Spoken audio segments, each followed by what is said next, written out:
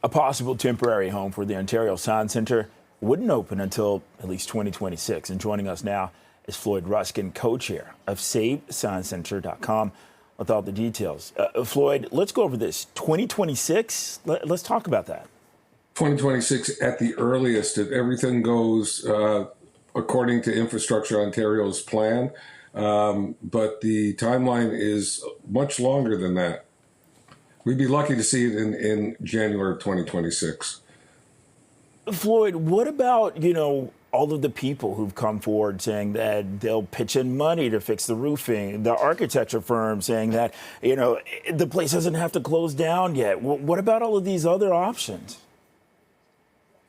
There's Bakari. There's so many options, but the Ford government is not listening to it. They probably have other obligations to either developers or Therm Spa, and are referred to come out. This isn't anything new. Well over 2 years ago, they said the bridge was unsafe, and they closed a pedestrian bridge between the buildings. Well, people still kept coming out. They kept coming out. Families and school kids and the rest of it kept coming. Then, we could use the land for housing.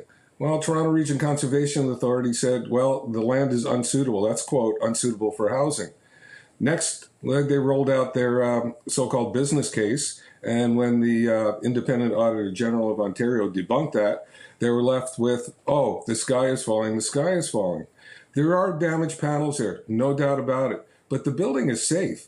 Engineers, architects, OSC staff are still in there, working away. They're waiting for visitors to come through the door. They're anxious to go back and do what they do every single day, and that's to provide a fun, immersive science experience for school kids, parents, tourists alike. Okay, so Floyd, that's actually a good point, because we also have to talk about this, the S in STEM, science, science, technology, engineering, math. What happens to to those students until 2026? I really don't think that like I said, earliest January 2026. I don't think the government took into account the science school that's closed now, the day camps that are closed, the nature camp. Don't forget, it's on the beautiful West Don Valley, and they didn't take that into account. And there's certainly not going to be space for this type of classroom and learning experience in a arcade size spot in the mall. I mean, it just can't happen. I mean, right now there's 160,000 or so square feet of exhibit space on Don Mills Road. At the best, that'll come out to about 25 or 30,000 square feet of exhibit space. I'm not sure where all these kids go. When we were there the last day, the day that it was announced it was closing, there were 14 school buses in the parking lot. The north parking lot was full of cars with families. People were still coming, being unaware that the building, that was the last day for the OSC. Okay, Floyd, realistically, what's on the table here?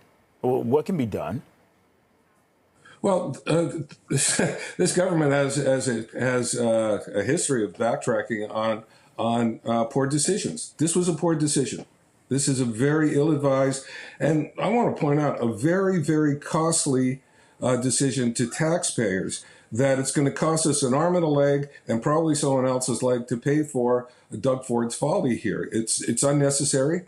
And there, what we will do is to keep Save OSC will continue to raise public awareness, to engage all stakeholders, whether it's the NDP, the Liberals, the Greens, independents, people on the street, because the upswell of emotion and discomfort of keeping, not only closing the Science Center, but relocating it 5 years from now is unimaginable. Okay. Floyd Ruskin, co-chair of SaveScienceCenter.com. Thanks for your time. Thanks, Bakari.